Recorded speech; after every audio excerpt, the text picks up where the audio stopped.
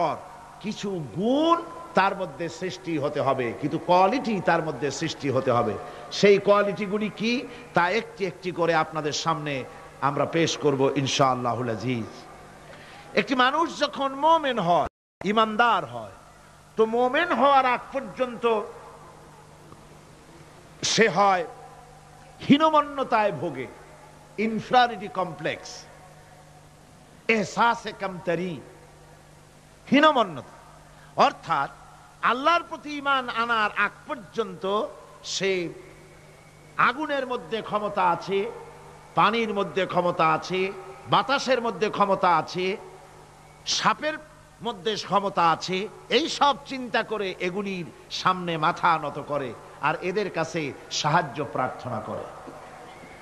যখন সে ব্যক্তি ঈমান আনে, ঈমান আনার পরে তার ভেতরে আত্মসম্ভ্রম পয়দা হয়ে যায়, শখসিয়তের পয়দা হয়ে যায়, তার ভিতরে এমন একটা আত্মমর্যাদা বোধ এসে যায় যে আমি যেগুলির সামনে মাথা নত করি আর শক্তি আছে বলে মনে করি, এগুলি তো আসলে কিছুই না, সব শক্তির মূল হতেছেন তো আল্লাহ রব্বুল আলামিন।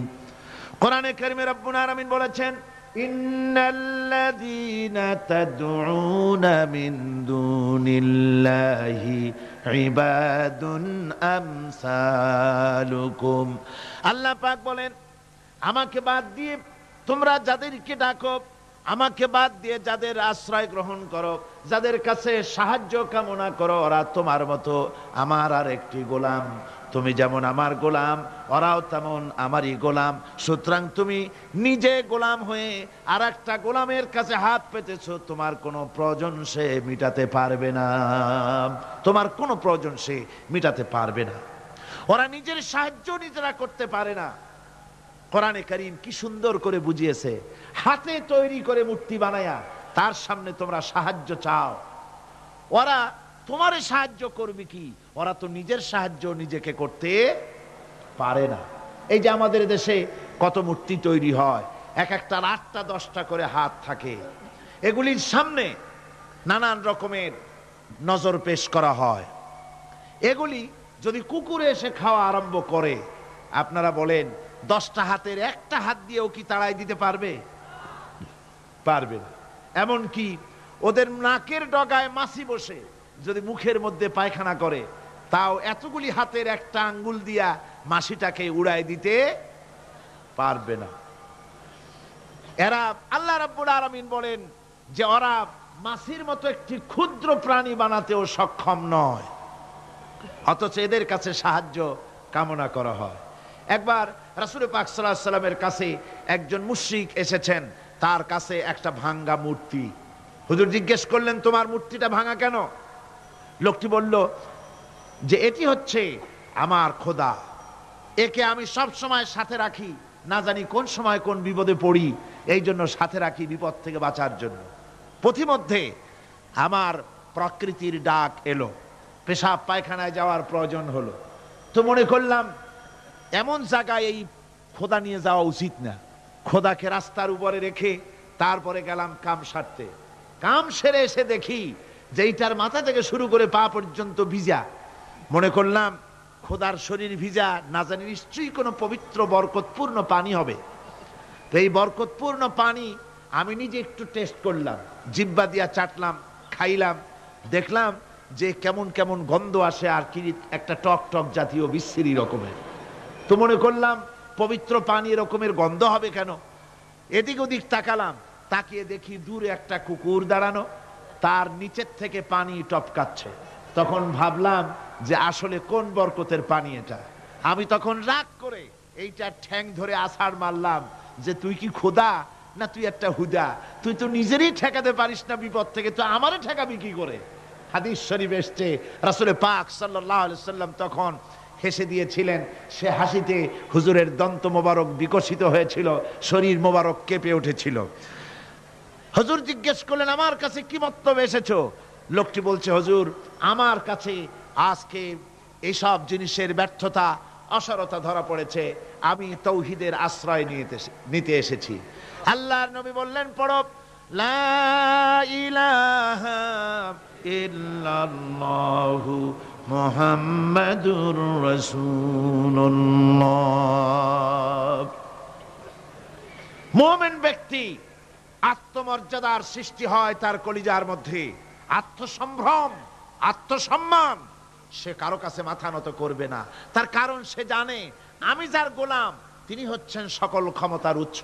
সকল ক্ষমতার উৎস কে? চিল্লায় বলতে হবে, সকল ক্ষমতার উৎস কে?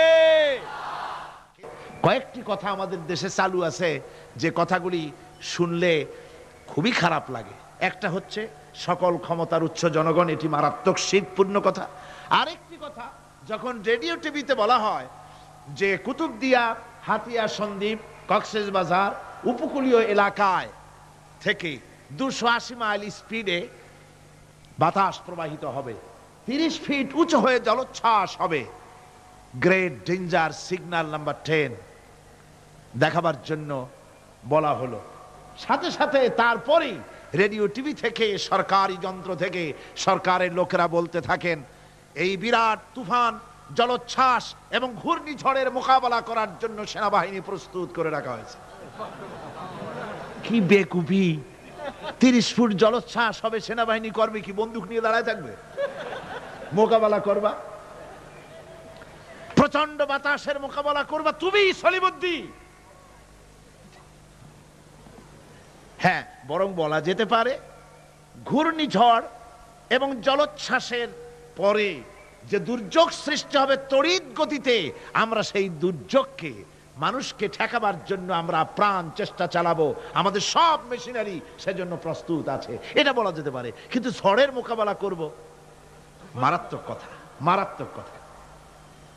আবার আরেকটি কথা খুবই মারাত্মক, এগুলো পত্র পত্রিকায় দেখি, অমুক দলের অমুক নেতা হসপিটালে মৃত্যুর সঙ্গে পাঞ্জা লড়তেছে।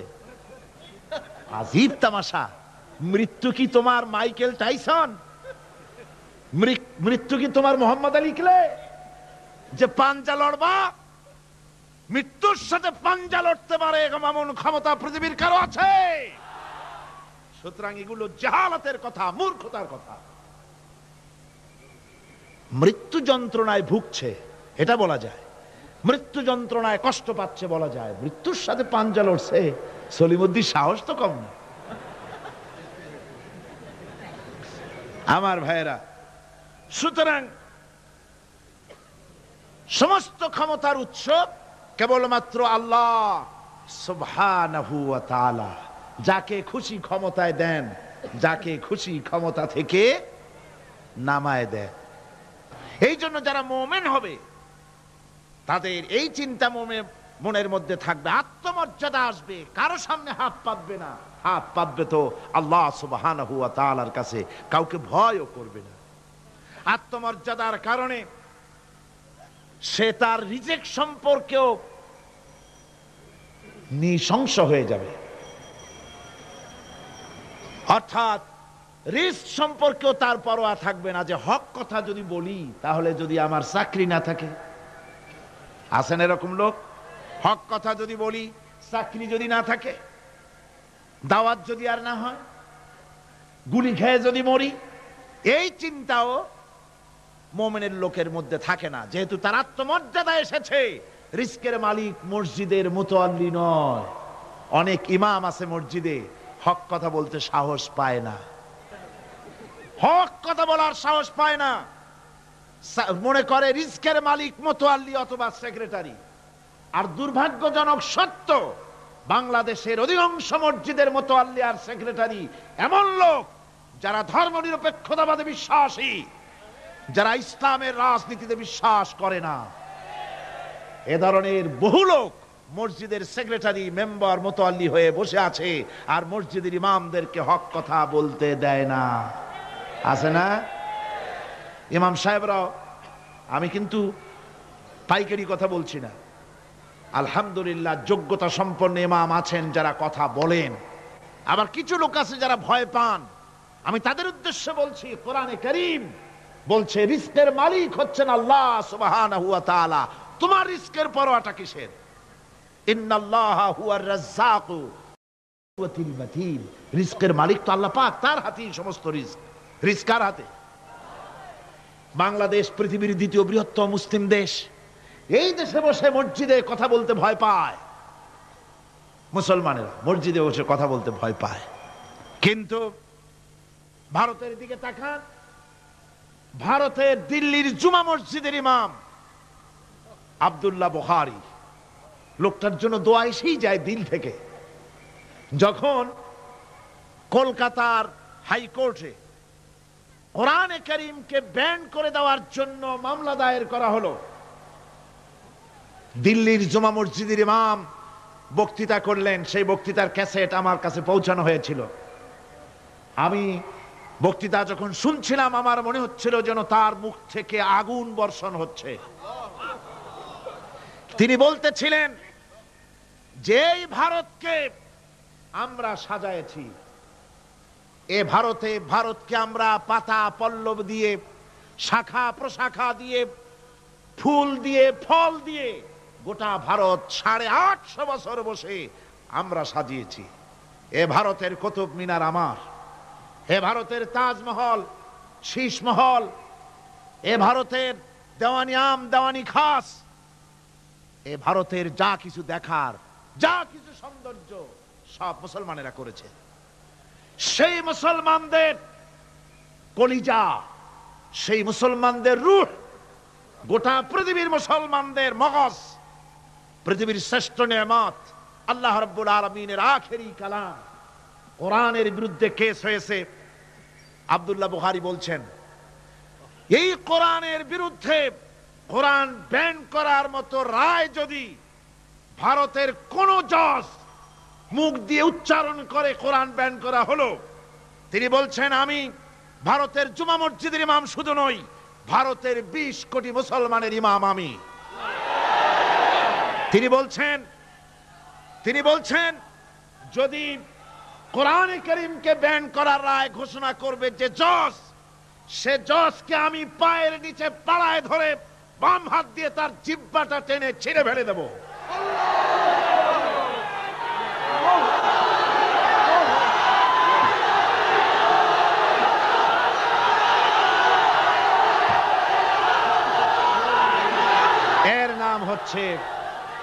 এর নাম ঈমান। জোরে বলেন, এর নাম কি? এর নাম ঈমান। ঈমান আনার পর প্রথম যে কোয়ালিটিটা হবে, সেই কোয়ালিটি হচ্ছে পার্সোনালিটি, আত্মসম্ভ্রম, আত্মমর্যাদা। দুনিয়ায় কারো সামনে মাথা সে নত করবে না, মাথা নত করবে কেবলমাত্র আল্লাহর কাছে। সে বিশ্বাস করবে খাইরিহি ওয়া শাররিহি মিনাল্লাহি তাআলা, ভালো মন্দ সব কার কাছ থেকে হয়?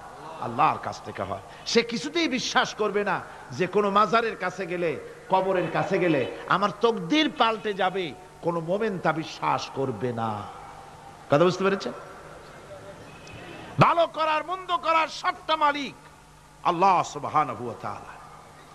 এরপরে 2 নম্বরের যে কোয়ালিটি সৃষ্টি হবে মুমিনের মধ্যে ঈমান আনার পর, সে গুণটা হচ্ছে সে বিনয়ী হবে। বিনয়, বিনম্রতা তার এক বৈশিষ্ট্য হবে। বিনয় এবং বিনম্রতার বৈশিষ্ট্য হবে। তার কারণ হচ্ছে ঈমান আনার পরে সে জানতে পেরেছে আল্লাহ রাব্বুল আলামিনের কর্তৃত্ব থেকে বেরিয়ে আসার ক্ষমতা কারো নাই। অহংকার করে যাব কোথায়? আস্ফালন করে যাব কোথায়? আল্লাহর রাজত্বের বাইরে, আল্লাহর ক্ষমতার বাইরে যাওয়ার ক্ষমতা তো কারোই নাই। সুতরাং অহংকার তার মধ্যে জায়গা পাবে না। আল্লাহ পাক দুনিয়ার সমস্ত মানুষের জিনকে পরিষ্কার করে বলেছেন, ইয়া মাশারাল জিন্নি ওয়াল ইনস ইন ইসতাতা'তুম আন তানফুযু মিন আকতারিস সামাওয়াতি ওয়াল আরদ ফানফুযু লা তানফুযুনা ইল্লা বিসুলতান। হে পৃথিবীর মানুষেরা আর জেনেরা, যদি সম্ভব হয় আমার আকাশের নিচের থেকে, জমিনের উপর থেকে বেরিয়ে যা।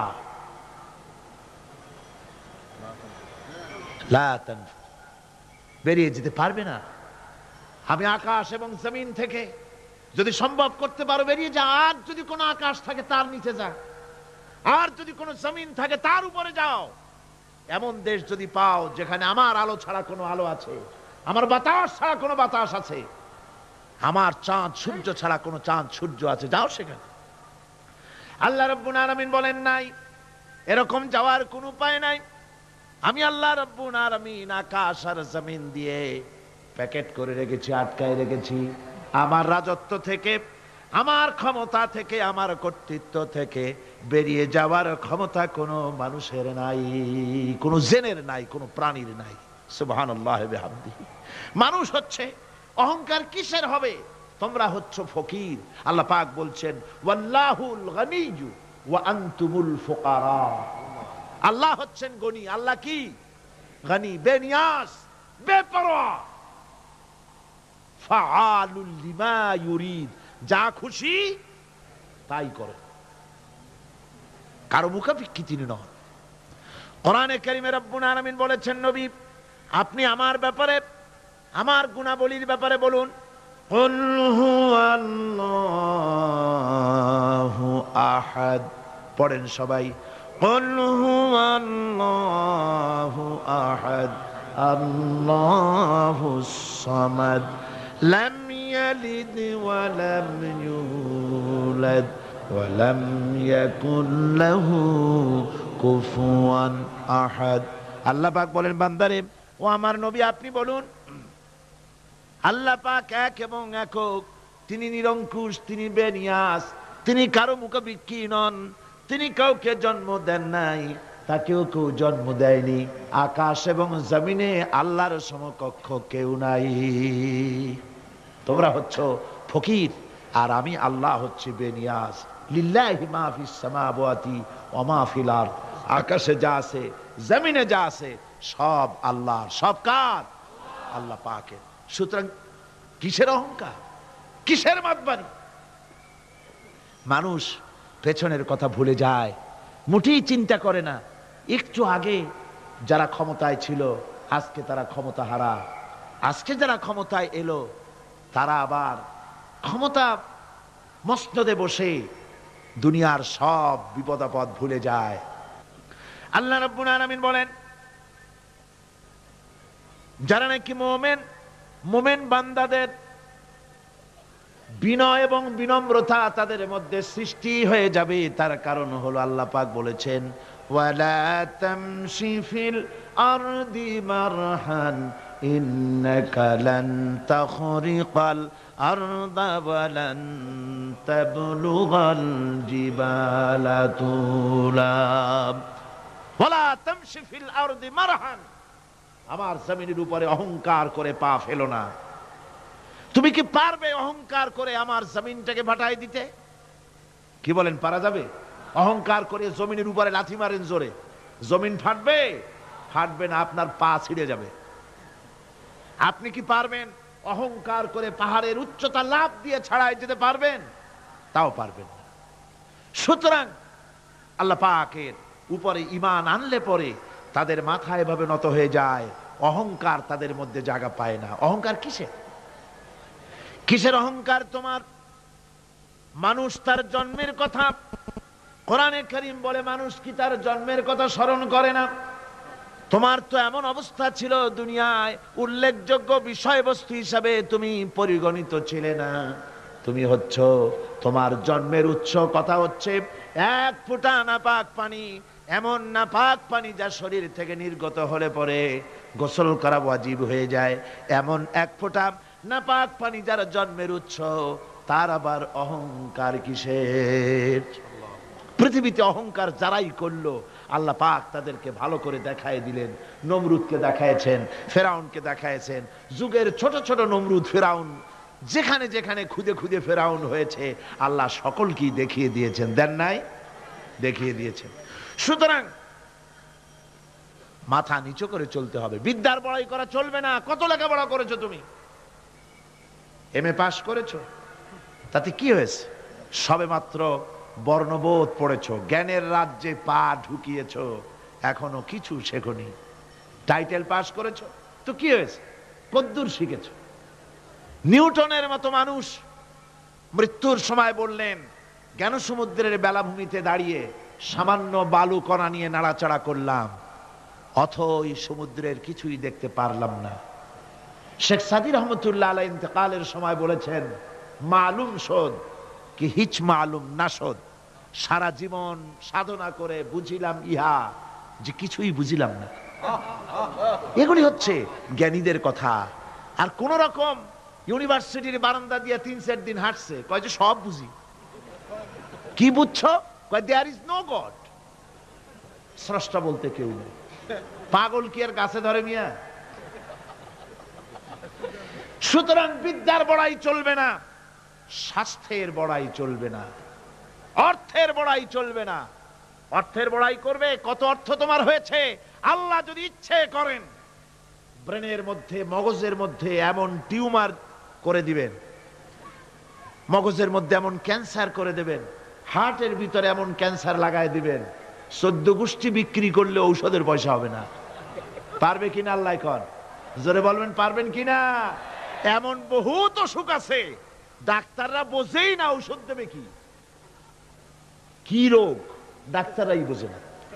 এগুলি ইংল্যান্ড এবং আমেরিকায় যখন যাই, সেখানে বহুত লোক দোয়া নিতে আসে, কয় যে হুজুর দোয়া করেন, দীর্ঘদিন পর্যন্ত রোগে ভুগতেছি। কি রোগ? অমুক রোগ। তাই এখানে এত মডার্ন মেডিকেল সায়েন্স এত উন্নত হয়েছে, ডাক্তাররা কি কয়, কয় ডাক্তাররা ব্লাড, স্টুল, ইউরিন, গুষ্টিশুদ্ধা টেস্ট ফেস্ট করিয়া কয় যে বুঝি না কি হয়েছে। এগুলো আল্লাহ পারেন কিনা কয়। সুতরাং পয়সার বড়াই করো না, পয়সার বড়াই করো না। কারণ পয়সার বড়াই করেছিল, আল্লাহ পাক দুনিয়া থেকে ধ্বংস করে দিয়েছেন। ইলমের বড়াই শয়তান করেছিল, আল্লাহ তার উপরে লানত দিয়ে দিয়েছে। সুতরাং মুমিন বান্দা যারা আল্লাহর দ্বীনকে কবুল করবে, কালেমা পড়বে, তার অন্যতম একটি কোয়ালিটি হচ্ছে সে বিনয়ী, বিনম্র হবে। সুবহানাল্লাহ পড়ে। অহংকার তার মধ্যে জায়গা পাবে না। হাদিসে কুদসির ভিতরে এসেছে, আল্লাহ পাক বলেন, অহংকার হচ্ছে আমার ইজার, আমার চাদর স্বরূপ। যে ব্যক্তি অহংকার করে, সেজন্য আমি আল্লাহর চাদর নিয়ে টানাটানি করে। নাউযুবিল্লাহি মিন যালিক।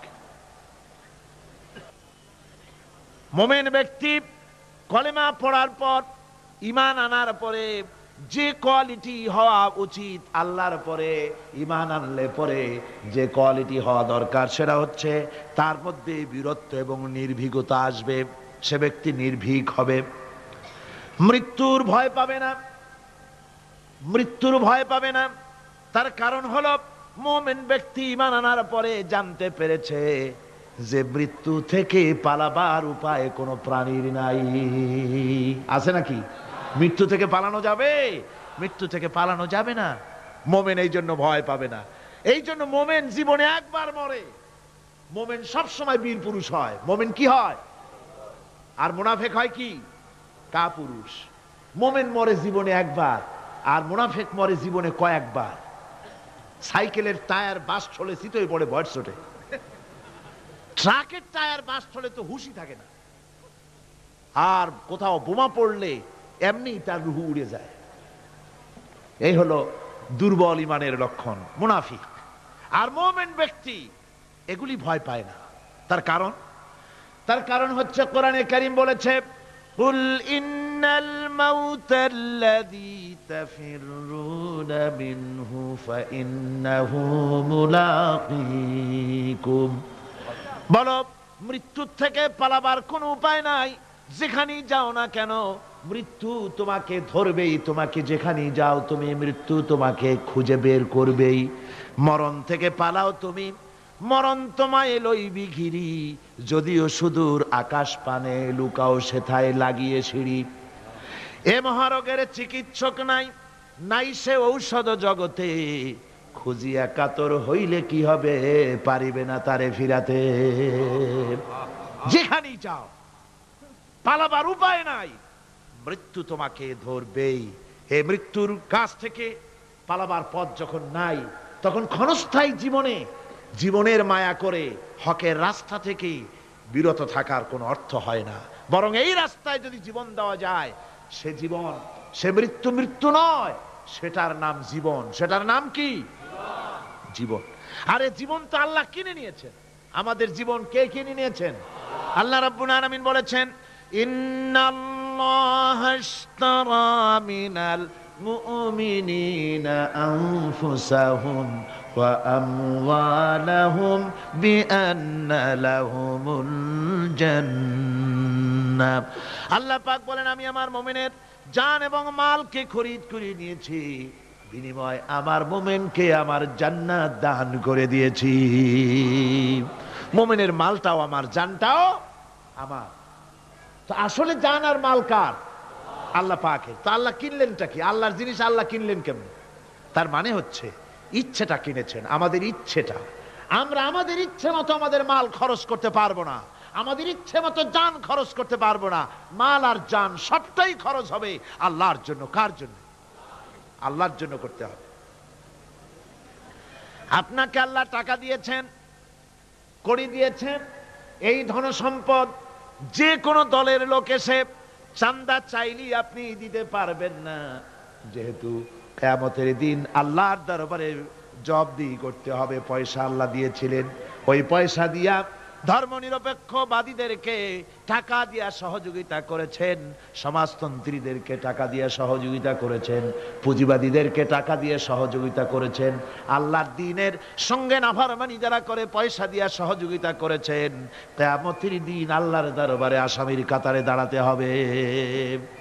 পরিষ্কার আল্লাহর কথা, আমি তোমার মাল কিনে নিয়েছি, তোমার মাল আমার রাস্তায় খরচ করতে হবে। খরচ করলে কোথায় করতে হবে? আল্লাহর রাস্তায়। আপনার নিজের ইচ্ছে মতো আপনি করতে পারবেন না। দেখুন, হিন্দুদেরকে, অমুসলিমদেরকে আপনি সাহায্য করবেন, যদি কোনো অমুসলিম তার মেয়েকে বিবাহ দিতে পারে না টাকার অভাবে, আপনি সাহায্য করবেন, জায়েজ আছে, সওয়াব হবে। একটা অমুসলিম তার সন্তানকে পড়াশোনার খরচ চালাতে পারছে না, আপনি সাহায্য করুন, জায়েজ আছে। অসুখ হয়েছে, রোগের চিকিৎসা করাতে পারে না অমুসলিম, সাহায্য করুন, জায়েজ আছে। কিন্তু অমুসলিম পূজা করবে, পয়সা দিয়া মণ্ডপ বানাতে পারে না, বলির পাঠা কিনতে পারছে না পয়সার অভাবে, সেখানে মুসলমানের সাহায্য করা জায়েজ আছে? একটা ফুটা পয়সাও সেখানে সাহায্য করা মুসলমানদের জন্য হারাম। এরকম সাহায্য করা কি জোরে কর? হারাম। তার কারণ আপনি পয়সা দিয়ে আল্লাহর সাথে শিরক করার সুযোগ করে দিচ্ছেন। এই কথাটা যেমন ভাবে বুঝলেন, অনুরূপ ভাবে যারা আল্লাহর দ্বীন কায়েম করতে চায় না, আল্লাহর দ্বীনের বিরোধিতা করে, মানুষের তৈরি করা মতবাদ প্রতিষ্ঠার সংগ্রাম করে, তাদেরকে আপনি আপনার টাকা পয়সা দিয়ে সাহায্য করলে আল্লাহর কাছে অবশ্যই আপনাকে জবাবদিহি করতে হবে, যেহেতু আপনার জান, আপনার মাল সবটাই কার? আল্লাহ রাব্বুল আলামিনের জন্য শিখিয়ে দিয়েছেন, বলো, কুল ইন্না সালাতি ওয়া নুসুকি ওয়া মাহইয়ায়া ওয়া মামাতি লিল্লাহি রাব্বিল আলামিন। পড়েন সবাই আমার সাথে, ইন্না সালাতি ওয়া নুসুকি ওয়া মাহইয়ায়া ওয়া মামাতি লিল্লাহি রাব্বিল আলামিন। নিশ্চয়ই আমার নামাজ, আল্লাহ বলেন, শিখায় দিচ্ছেন, বলো, আমার নামাজ, আমার কোরবানি, আমার হায়াত, আমার মত সব কিছু ওই আল্লাহ রাব্বুল আলামিনের জন্য, যিনি তামাম জাহানের সৃষ্টি জগতের লালন কর্তা, পালন কর্তা, তার জন্যই নিবেদিত। সুতরাং আপনার ইচ্ছে মতো জান মাল খরচ করতে পারবেন না, খরচ করতে হবে আল্লাহর পথে। বুকের মধ্যে যে জানটা আছে, জান আপনার, কিন্তু আপনি কি আত্মহত্যা করতে পারবেন? আত্মহত্যা করলে কি হয়? কবিরা গুনাহ। কি হবে? কবিরা গুনাহ। কিয়ামতের শাস্তি কি? জাহান্নাম। কোথায় যেতে হবে? জাহান্নাম। যদিও জানটা আপনার মধ্যে আপনার, কিন্তু এটা আল্লাহ আপনার কাছে আমানত রেখেছেন। এই জান আপনি যেখানে সেখানে খরচ করতে পারবেন না। আপনার এই জানটা নিয়ে মানুষের তৈরি করা মতবাদের আন্দোলনে সংগ্রাম করে জানকে ক্ষতিগ্রস্ত করতে পারবেন না। ওই রাস্তায় মরবেন তো জাহান্নামে যেতে হবে, এই রাস্তায় আপনার জীবন দিতে বলা হয়নি। আপনার জান আর মাল সবটা খরচ করতে হবে আল্লাহ রাব্বুল আলামিনের জন্য, যেহেতু আমাদের জান মালের বিনিময়ে আল্লাহ রাব্বুল আলামিন আমাদেরকে জান্নাতের ওয়াদা করেছেন। মুমিন ব্যক্তির এই কোয়ালিটি হবে। মুমিন ব্যক্তি, সে ব্যক্তি, তার মনের মধ্যে এই চিন্তা হবে, কেউ আমাকে ক্ষতি করতে পারবে না, আমাকে কেউ মারতে পারবে না, ওয়ামা হুম বিদাররিনা বিহি মিন আহাদিন ইল্লা বিইذনিল্লাহ। আল্লাহর বিনা হুকুমে আমার এক গাছা পশমও কেউ বাঁকা করতে পারবে না। এটাই মুমিনের ঈমান হওয়া উচিত। শুধু তাই নয়, মুমিনের কলিজার ভিতরে এ ধরনের সাহস থাকবে, বিশ্বাস থাকবে। ওয়ামা কানা লিনাফসিন আন তামুতা ইল্লা বিইذনিল্লাহি কিতাবাম মুআজ্জালা। কোন প্রাণী তার নির্ধারিত সময়ের আগে কেউ তাকে মারতে পারবে না। আল্লাহ পাক যে সময় নির্ধারণ করেছেন ওই নির্ধারিত সময়ের আগে কারো মৌত হবে না। নির্ধারিত সময়ের আগে কারো মৌত হবে না। কোরআনে কারীমে ভিন্ন জায়গায় আল্লাহ বলেন, কুল লাউ কুনতুম ফি বুয়ুতিকুম লাবারাযাল্লাযীনা কুতিবা আলাইহিমুল কাতলু ইলা মাদাজিহিম। আল্লাহ পাক বলেন, নবী বলুন, ভাগ্যে যদি নিহত হওয়া থাকে, ভাগ্যে যদি নিহত হওয়া থাকে, সে যদি তার নিজের বিছানায়ও থাকে, ওই বিছানা থেকে তাকে বেরিয়ে যেতে হবে, মৃত্যুর জায়গায় তাকে পৌঁছে যেতে হবে। কেউ রক্ষা করতে পারবে না। মৌত যখন আসবে অবশ্যই মৃত্যুর কাছে তাকে যেতেই হবে। মুমিন কখনো হতাশ হবে না, নিরাশায় তার মন ভেঙে যাবে না। হতাশা মুমিনের কলিজাকে কখনো ছোট করে দিবে না, আন্দোলন থেকে তাকে বিরত রাখবে না। মাইয়াকুনতু মির রাহমাতি রাব্বিহি ইল্লা দাল্লুন। কেবলমাত্র পথভ্রষ্ট লোকেরাই, কেবলমাত্র গোমরাহ লোকেরাই তারাই নিরাশ হয়, হতাশ হয়। ঈমানদার লোক কখনো হতাশ হয় না। তার ঈমানে, তার আশায় বুক বেঁধে সাহসের সঞ্চার করে দেয়। কারণ সে তো জানে আল্লাযী খলাকানি ফাহুয়া ইয়াহদিন। আল্লাহ আমাকে সৃষ্টি করেছেন, আমার হেদায়েত তিনি দিয়েছেন, পথ তিনি দেখিয়েছেন। ওয়াল্লাযী হুয়া ইউতঈমুনি ওয়া ইয়াসকিন। আমি যখন ক্ষুধার্ত হই ওই আল্লাহই আমাকে খাওয়ান, আমি যখন তৃষ্ণার্ত হই তখন আল্লাহই আমাকে পান করান। ওয়া ইযা মারিদতু ফাহুয়া ইয়াশফিন। আর যখন আমি অসুস্থ হই ওই আল্লাহ আমাকে রোগ মুক্ত করেন। সুবহানাল্লাহ। দেখেন হযরত আইয়ুব আলাইহিস সালাম, সব কোরআনের মধ্যে আছে, আল্লাহ পাক সব বলে দিয়েছেন। আমাদের মধ্যে অনেকের রোগ হলে কয় যে এত নামাজ রোজা করি আর রোগে আমারই পাইলো। বলে না এরকম? নামাজ রোজা করি, দান সদকা করি, হজ করি, আর আমারই রোগটাই পাইলো, এই রোগ ছাড়েই না। আশ্চর্য কথা, রোগ দিয়ে আল্লাহ মানুষের ঈমান পরীক্ষা করেন। ধৈর্য ধরতে হবে। হযরত আইয়ুব আলাইহিস সালামের রোগ হলো 18টি বছর পর্যন্ত রোগে ভুগলেন। 18 বছর শরীর পচে যেতে লাগলো, বিবি বাল বাচ্চা সব তার কাছ থেকে ছড়ে গেল। গ্রামের লোকেরা তাকে তাড়ায় দিল, জঙ্গলের ভিতরে তিনি কাটাতে লাগলেন। এরপরে তিনি কষ্টে অস্থির হয়ে গেলেন, কোন শিকায়েত আল্লাহর দরবারে তোলেন নাই। বলেছেন, আয় আল্লাহ পাক, আমি দারুণ ভাবে রোগগ্রস্ত হয়ে পড়েছি, আর তুমি রহমান রহিম। হযরতে আইয়ুব আলাইহিস সালাম 18টি বছর রোগ ভোগ করার পর যখন তিনি লক্ষ্য করলেন শুধু শরীরের ভিতরেই পোকা না, এবার পোকা জিহ্বার মধ্যে শুরু হয়ে গেছে, জিহ্বায় পোকা ধরেছে, গায়ের গোশতে পোকা, পুষ পোকা, পচে পচে শরীর পড়তেছে, জিহ্বার মধ্যেও পোকা হয়ে গেছে।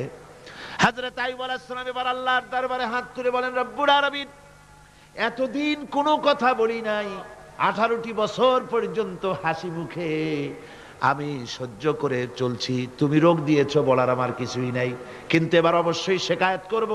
যেহেতু আমার জিহ্বায় পোকা ধরেছে, মাবুদ আমার জিহ্বায় পোকা দিও না। আমার জিহ্বায় যদি পোকা হয়ে যায় তাহলে তোমার মতো আল্লাহর জিকির আমি কি দিয়া করব?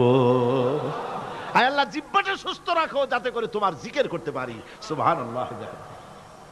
আমার আল্লাহ রাব্বুল আলামিন পরিষ্কার করে কোরআনে কারীমের মধ্যে বলে দিলেন, আমি আইয়ুব আলাইহিস সালামের আইয়ুবের রোগ মুক্ত করে দিলাম এবং তার হারানো সব সম্পদ আমি তাকে দান করে দিলাম।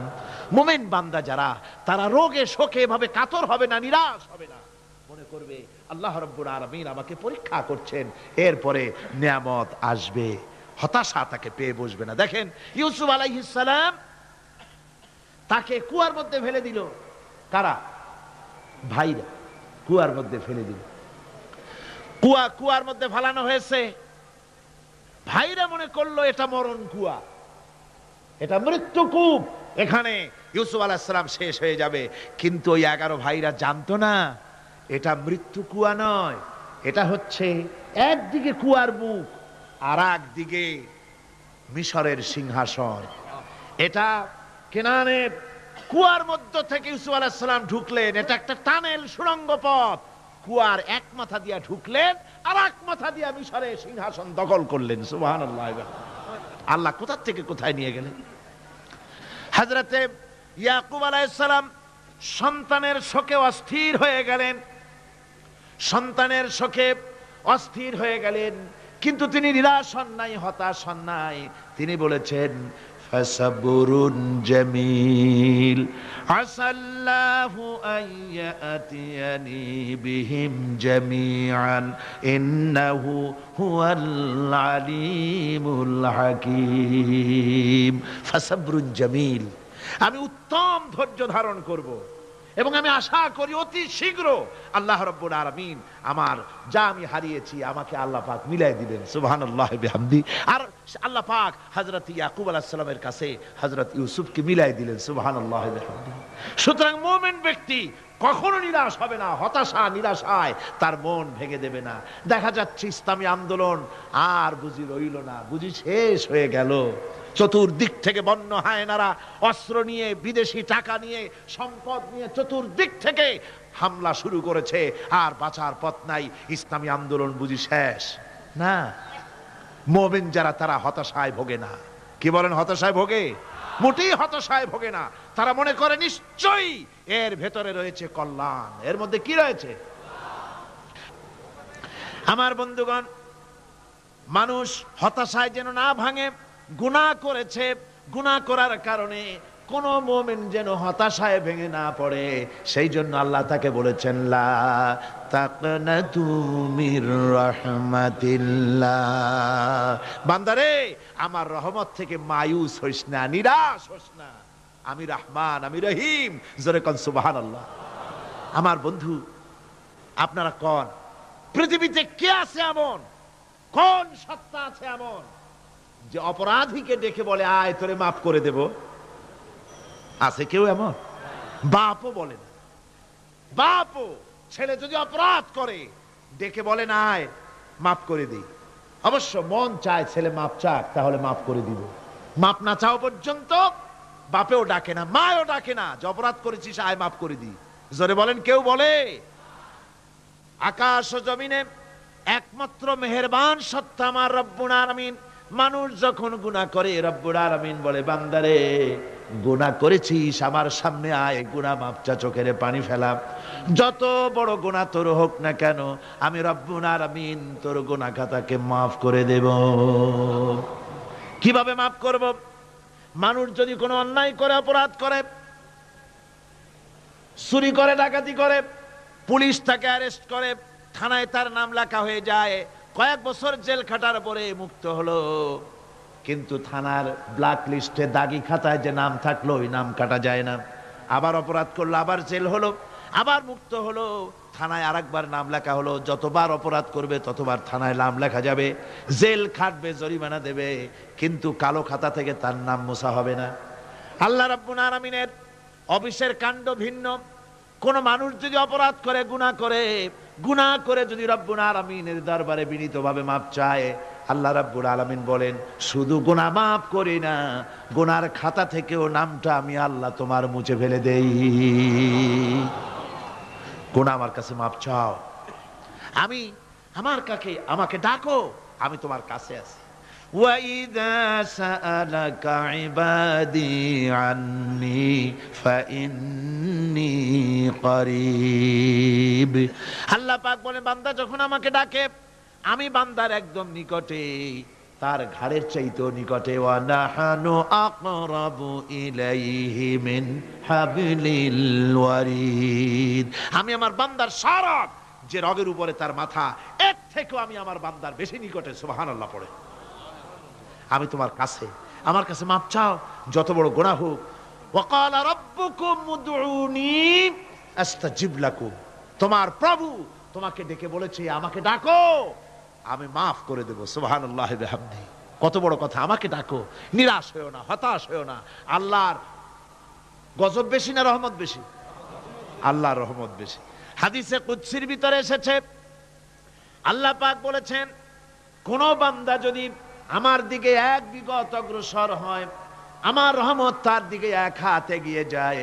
কোন বান্দা যদি আমার দিকে হেঁটে আসে, আমার রহমত তার দিকে দৌড়ায় যায়।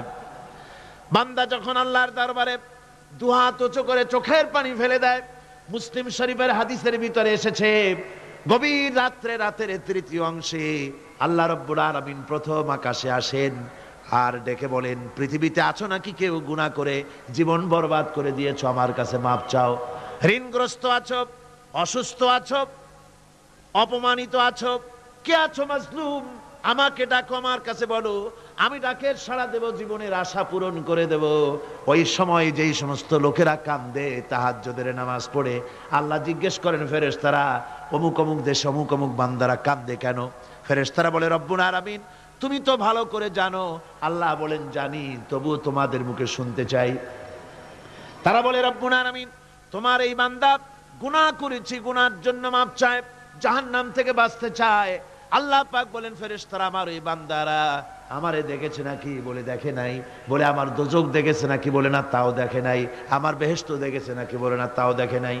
আল্লাহ পাক বলেন, ফেরেশতারা সাক্ষী থাকো, ওরা আমাকে দেখে নাই, আমার বেহেশত দোজখ কিছুই দেখে নাই, শুধুমাত্র আমার নবীর কথা, আমার কোরআনের কথা বিশ্বাস করে আরামের ঘুমকে হারাম করে যেভাবে তারা কাঁদতেছে, সাক্ষী থেকে যাও ফেরেশতারা, আমার রহমতের দরিয়ায় জোশ মেরেছে, আমার ওই ক্রন্দনরত বান্দাগুলিকে আমি আল্লাহ মাফ করে দিলাম। সুতরাং মুমিন বান্দা যারা, আল্লাহর মুমিন বান্দা যারা, এই ঈমানের কোয়ালিটি, এটাও হতাশায় নিরাশায় ভেঙে পড়বে না। গুনাহ তো মানুষই করে, গুনাহ হয়ে গেছে, মাপ চাও। তোমার গুনাহ কদ্দূর? তোমার গুনাহ যদি হয় পাহাড় সমান, আল্লাহর রহমত আকাশ সমান। তোমার গুনাহ যদি হয় আকাশ সমান, আল্লাহর রহমত তো আরশে আজিম ছাড়াই গেছে। সুবহানাল্লাহি বিহামদিহি। সুতরাং রহমানুর রহিম, গফুরুর রহিম, তার কাছে মাপ চাইতে হবে বিনীতভাবে, হতাশায় ভেঙে পড়লে চলবে না। এটা হলো মুমিনের আরেকটা কোয়ালিটি। এরপর আরেকটি কোয়ালিটি হবে মুমিনের, তা হলো কঠোর কঠিন বিপদে অবিচল থাকবে, বিপদে ভেঙে পড়বে না। বিপদ আপদ, শত্রুতা, ক্ষয় ক্ষতি যা কিছু হয় সবই আল্লাহর পক্ষ থেকে, এটা মেনে নিতে হবে এবং ধৈর্য ধারণ করতে হবে। বিপদ মুসিবত শুধু উম্মতের জন্য নয়, দুনিয়ার সমস্ত নবীদের বিপদ এসেছে, হয় নাই? নবীদের বিপদ আসে নাই? কোরআনে কারীম থেকে শুনুন, আল্লাহ রাব্বুল আলামিন বলেন, وَكَذَلِكَ جَعَلْنَا لِكُلِّ نَبِيٍّ عَدُوًّا مِنَ الْمُجْرِمِينَ। আল্লাহ পাক বলেন, এমনি করে আমি সকল নবীদের শত্রু বানিয়ে দিয়েছি, সব পাপিষ্ঠ আর অপরাধ প্রবণ লোকদেরকে। প্রত্যেক যুগে নবীদের শত্রু ছিল, প্রত্যেক যুগে নবীদের কি ছিল? শত্রু ছিল। সে শত্রু কারা ছিল?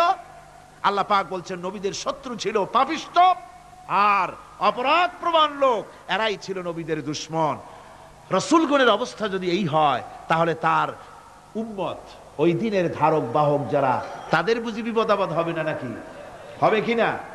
তো ইসলামের বিরোধিতা যারা করে, কোরআনের পরিভাষায় বলা হয়েছে ইসলামের দুশমন, নবীদের দুশমন।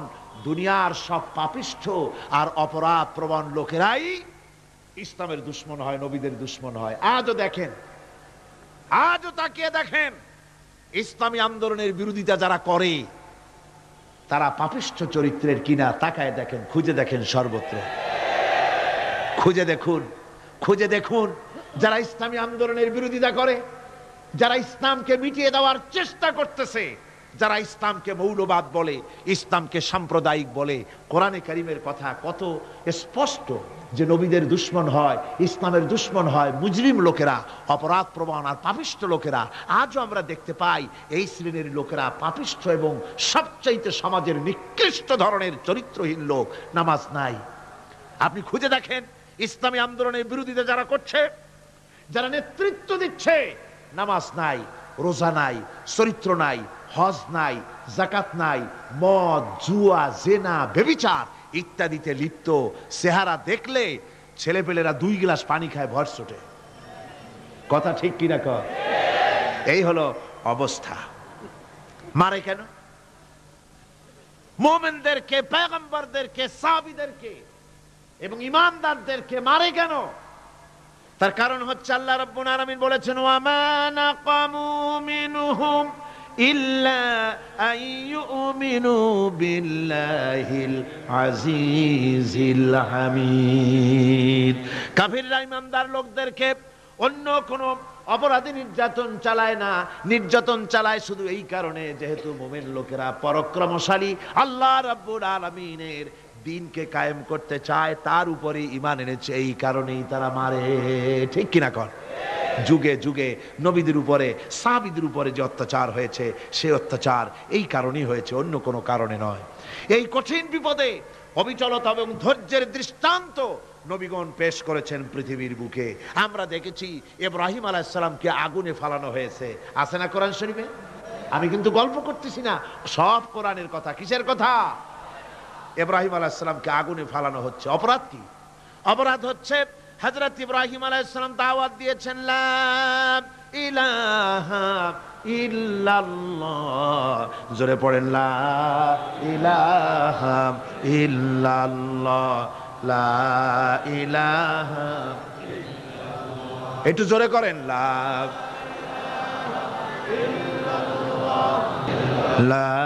ইলাহা ইল্লাল্লাহ।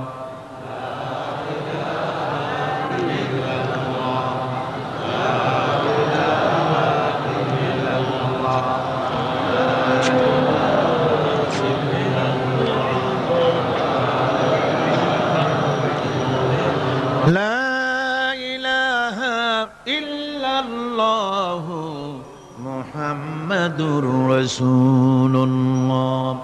হযরত ইব্রাহিম আলাইহিস সালাম দ্বীনের দাওয়াত দিয়েছেন, এক আল্লাহর দাওয়াত দিয়েছেন, ঈমানের দাওয়াত দিয়েছেন। আর কোন অপরাধ ছিল না। নমরুদ সহ্য করতে পারলো না। কোরআনে কারীমের মধ্যে সব কথাগুলি আল্লাহ পাক এই জন্য বিধৃত করেছেন, এই জন্য কোরআনে কারীমের মধ্যে সব কথা উঠায় দিয়েছেন, যাতে করে মুমিনেরা বিপদ আসলে পরে যেন ঘাবড়ে না যায়। ইব্রাহিম আলাইহিস সালামকে আগুনে ফালানো হচ্ছে। ফেরেশতা বলছে, ইব্রাহিম তোমারে আগুনে ফালায় দাও হতেছে, আমার কাছে সাহায্য চাও, আমার কাছে ক্ষমতা আছে, আগুনগুলো উঠাইয়া নমরুদের বংশ জ্বালাইয়া দেব। হযরত ইব্রাহিম ফেরেশতার কাছে সাহায্য চাইছিলেন নাকি? তিনি বললেন, ফেরেশতা তোমার কাছে সাহায্য কেন চাইব? আমি তো এমন কোন অন্ধ আল্লাহর ইবাদত করি না যেই অন্ধ স্রষ্টা তার গোলামের দুঃখ দুর্দশা না দেখেন। আমি তোমার কাছে সাহায্য চাইব না। হযরত ইব্রাহিম আলাইহিস সালাম পাশ করলেন। কি বলেন, পাশ করছেন না? ঈমানের পরীক্ষায় পাশ। আগুনের মধ্যে হযরত ইব্রাহিমকে যখন ফালানো হচ্ছে, রব্বুল আলামিন আগুনের প্রতি নোটিশ করে দিলেন, ইয়া নারু কুনি বারদাও ওয়া সালামান আলা ইব্রাহিম। আগুন আমার ইব্রাহিমের জন্য শান্তিদায়ক, ঠান্ডা হয়ে যা। এখন কি আর আগুনের বাপের ক্ষমতা আছে ইব্রাহিমরে পোড়ানো? আর ক্ষমতা নাই। আমার বন্ধুগণ, ইব্রাহিম আগুনের ভিতরে আরামে বসা আছেন, আর ওদিকে নমরুদ বসে বসে দেখতেছে দূর থেকে। ইব্রাহিম তো জ্বলে না, গায়ের মধ্যে আগুন জ্বলে গেল। ডাক দিয়া কয়, আগুন তোর হলো কি? কেন জ্বালাইতে পারিস না আমার দুশমন রে? হলোটা কি তোর? তোর কি জ্বালানোর শক্তি বন্ধ হয়ে গেল নাকি? আগুনের ভিতর থেকে জবাব এলো, নমরুদ রে, আমার ভিতরে জ্বালানোর শক্তি আছে কি নাই যদি প্রমাণ করতে চাও, টেস্ট করতে চাও, তুই নিজে আয়, তোরে শুদ্ধ তামাম দুনিয়া জ্বালাই দিতে পারি, ইব্রাহিমের এক গাছা পশমও জ্বালাই দিতে পারি না।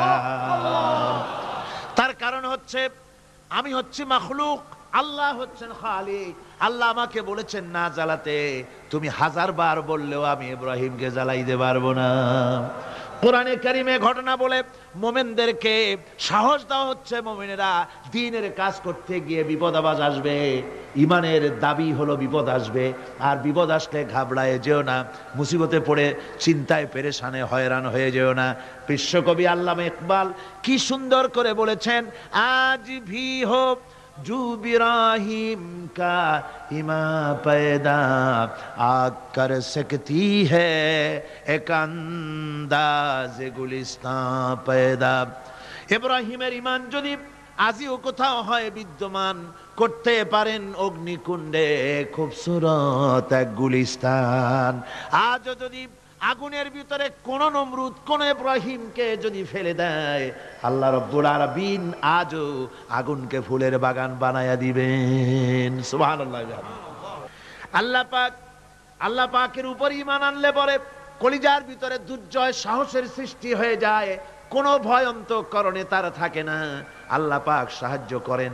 আর আল্লাহর উপরে ঈমান আনলে পরে রব্বুল আলামিন বলেছেন, ইয়া আইয়ুহাল্লাযীনা আমানু হাল আদুল্লুকুম আলা তিজারাতিন তুনজিকুম মিন আযাবিন আলীম। এমন একটা ব্যবসার কথা কি বলবো না যে ব্যবসায় তোমাদেরকে জাহান্নামের আযাব থেকে বাঁচায় দেবে। তার প্রথম কাজই হলো আল্লাহর প্রতি ঈমান আনা। ঈমান আনলে পরে এই সমস্ত গুণ তৈরি হয়ে যায়। আর ঈমানে সবচাইতে উপকৃত হয় সমাজের লোকেরা, রাষ্ট্রের লোকেরা, পরিবারের লোকেরা, দেশের মানুষ উপকৃত হয় মোমেনদের দিয়ে ঈমানের কারণে। তার কারণ হলো একজন মোমেন, একজন ব্যক্তি যখন ঈমানদার হয়, মোমেন হয়ে যায়, আল্লাহর প্রতি যখন প্রগাঢ় বিশ্বাস তার এসে যায়, তখন সেই ব্যক্তি নৈতিকতার মান তার বেড়ে যায়। জোরে বলেন সুবহানাল্লাহ।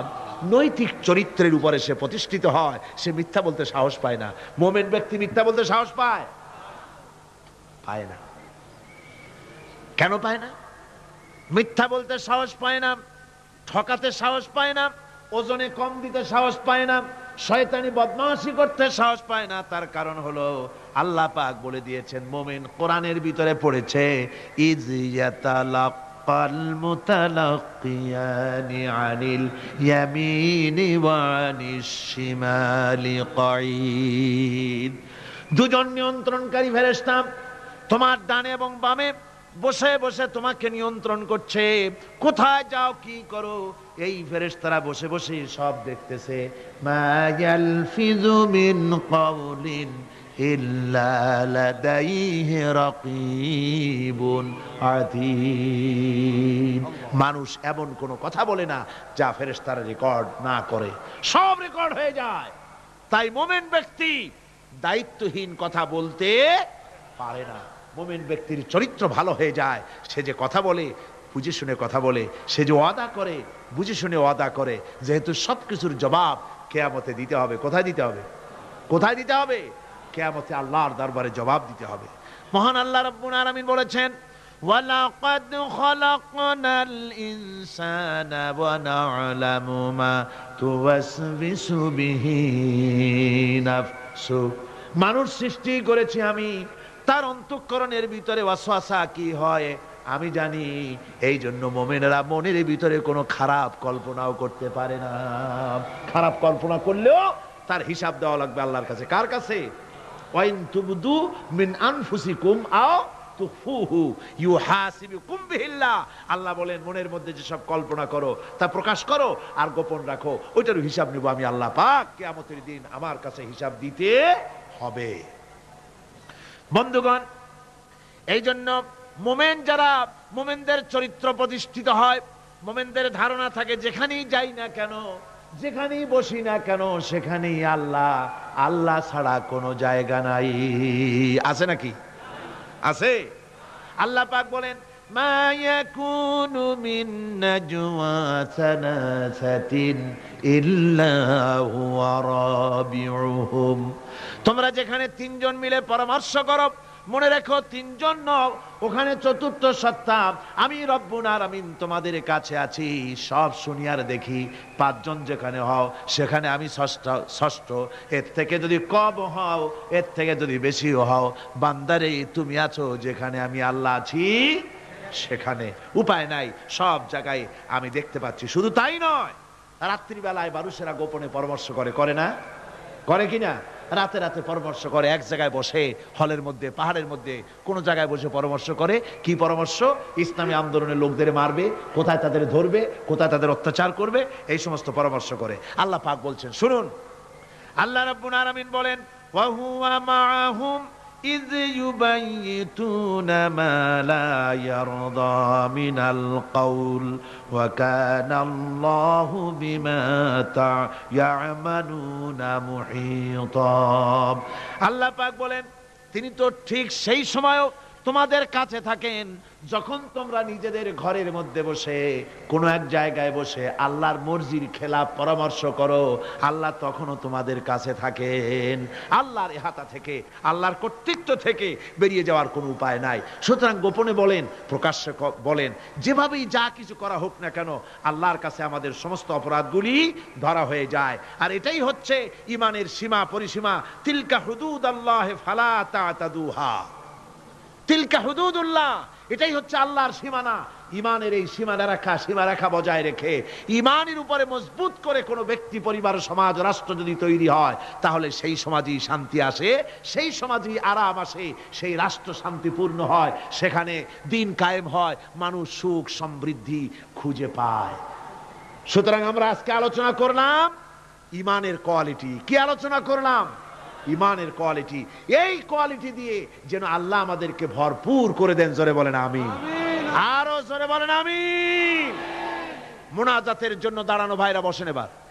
এই বিশাল জনসমুদ্র, এই জনসমুদ্রে আল্লাহর কাছে দোয়া করলে দোয়া অবশ্যই মঞ্জুর হয়ে যাবে। জোরে বলেন আলহামদুলিল্লাহ।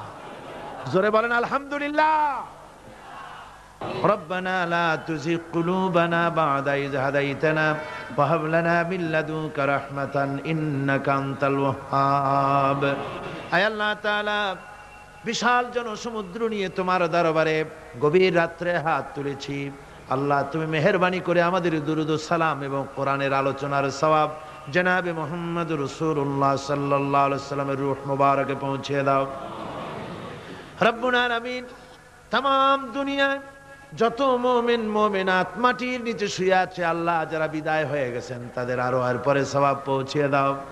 আমাদের মা বাপ মুরব্বিয়ান যারা কবরে শুয়ে আছে তাদের সকলকে ক্ষমা করে দাও। রব্বির হামহুমা কামা রব্বায়ানি সগীরা, রব্বির হামহুমা কামা রব্বায়ানি সগীরা। হায় আল্লাহ তাআলা, আমরা সারা জীবন যত গুনাহ করেছি, বিনীতভাবে তোমার কাছে গুনাহগুলি মাফ চাই। দয়া করে মেহেরবানি করে আমাদের तमाम জিন্দেগির গুনাহ খাতা মাফ করে দাও। রব্বুল আলামিন, কোরআনে কারীমের এই মাহফিলে চতুর্দিক থেকে লোকেরা এসেছে, নানান পেশার, নানান চিন্তার, নানান মতবাদের বহু লোক এসেছে। আল্লাহ, সকল চিন্তা, সকল মত পথ যার যেখানে আছে সবগুলি ঘুরিয়ে কোরআন কেন্দ্রিক করে দাও। রব্বুল আলামিন, সকলের চিন্তা, সকলের চেতনা, সকলের মন মগজ আল্লাহ তোমার কোরআন সুন্নাহ ভিত্তিক করে দাও। কোরআনকে কেন্দ্র করে, সুন্নাহকে কেন্দ্র করে গোটা পৃথিবীর সমস্ত মুসলমানদেরকে ঐক্যবদ্ধ করে দাও। রব্বুল আলামিন, এ মাহফিলের আয়োজন যারা করেছেন, শোনার জন্য যারা এসেছেন, সকলকে তোমার মাকবুল বান্দাদের মধ্যে শামিল করে নাও। রব্বুল আলামিন, মা বোনেরা যারা এসেছেন তাদের উপরে তুমি তোমার রহমত নাজিল করো, তাদের গুনাহ খাতা মাফ করো, তাদের রোগ ব্যাধি মাফ করে দাও। আল্লাহ, যত লোক এসেছে সকলকে গুনাহ মুক্ত করে দাও, সকলকে ঋণ মুক্ত করে দাও, নিসন্তানীকে সন্তান দাও, অভাবগ্রস্তদের অভাব দূর করে দাও। আয় আল্লাহ, আমাদের নেক মাকাসেদ পুরা করে দাও। আল্লাহুম্মা হাব্বিব ইলাইনাল ঈমান ওয়া যায়্যিনহু ফি কুলুবিনা ওয়া কাররিহ ইলাইনাল কুফরা ওয়াল ফুসুকা ওয়াল ইসয়ান ওয়াজআলনা মিনার রাশিদিন। ربنا تقبل منا إنك أنت السميع العليم وتب علينا إنك أنت التواب الرحيم سبحان ربك رب العزة عما يصفون وسلام على المرسلين الحمد لله رب العالمين واجعل آخر كلمتنا عند الموت لا إله إلا الله محمد رسول الله